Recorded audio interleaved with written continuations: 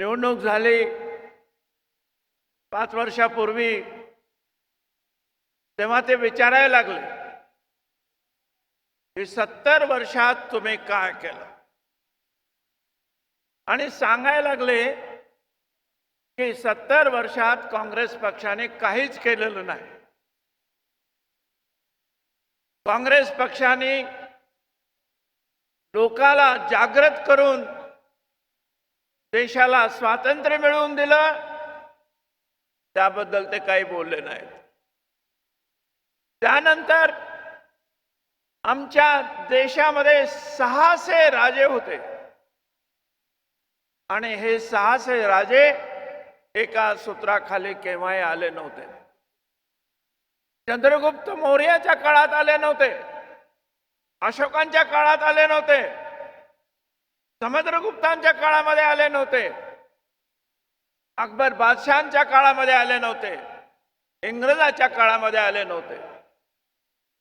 परंतु काँग्रेस पक्ष 1947 ला या देशाला स्वातंत्र्य प्राप्त करून दिल्यानंतर 1 वर्षाच्या आत, म्हणजे 1948 ला 1 वर्षाच्या आत 600 राजे हे केंद्रीय सरकारमध्ये, केंद्रीय या सर्व देशामध्ये एक झाले.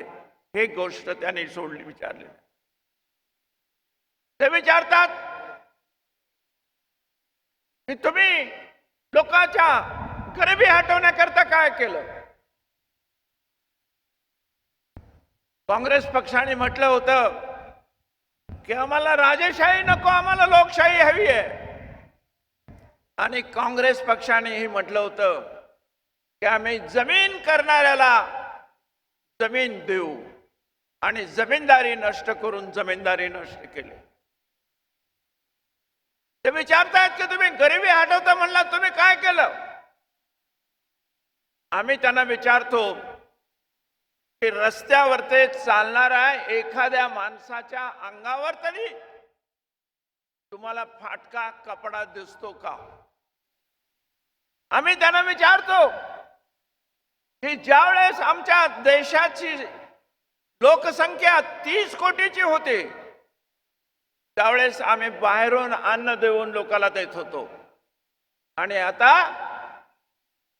130 कोटीची झाली असताना सुद्धा आम्ही रशियाला, चीनला आणि इतर देशांना तांदूळ, सोयाबीन आणि इतर खाद्यपदार्थ आम्ही पाठवून देतो.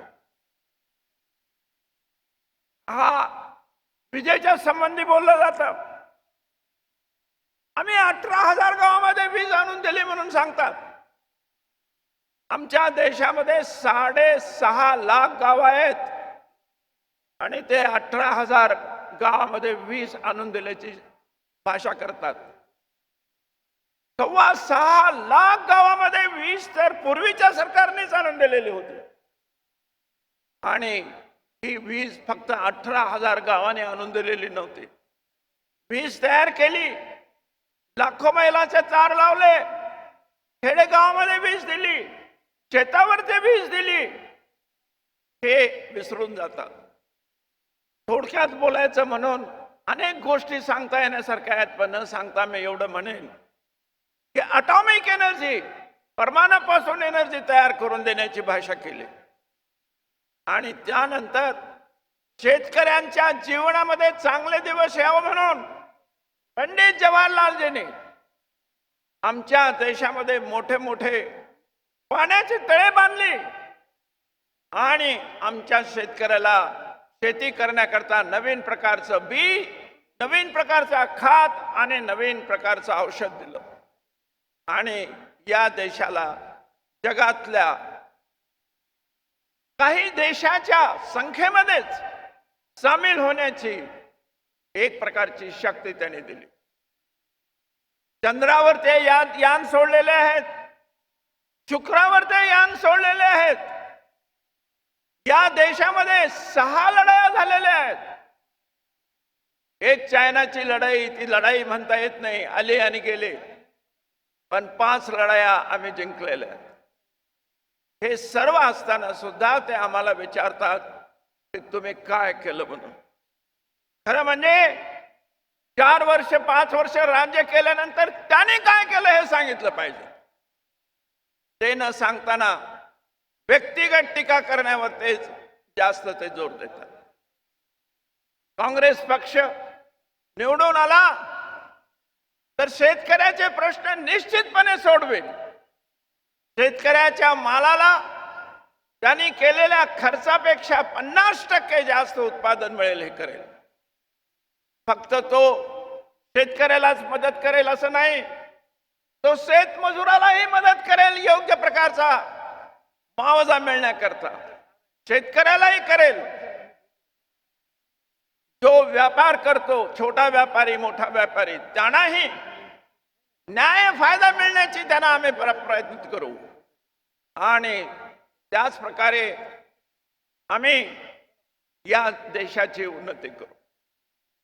आमच्या घोषणापत्रामध्ये हे सांगितलेलं आहे की आम्ही शेतकऱ्याचे प्रश्न सोडवू. आमच्या घोषणापत्रामध्ये सांगितलेलं आहे की आम्ही बेरोजगारांना रोजगार देऊ. महाराष्ट्राने 1973 साली बेरोजगाराला रोजगार देण्याकरता म्हणून एम्प्लॉयमेंट गॅरंटी स्कीम तयार केली. सोनिया गांधींनी, राहुल गांधींनी, मनमोहन सिंगांनी सर्व विचार करून ही स्कीम फक्त महाराष्ट्रामध्ये मर्यादित ठरलेली नाही, परंतु ते पूर्ण देशामध्ये ती स्कीम लागू केलेली आहे.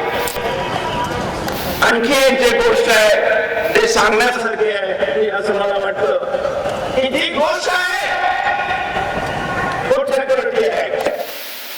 त्याच्यामध्ये 3 रुपये किलो, 3 रुपयाला 1 किलो तांदूळ आणि 2 रुपयाला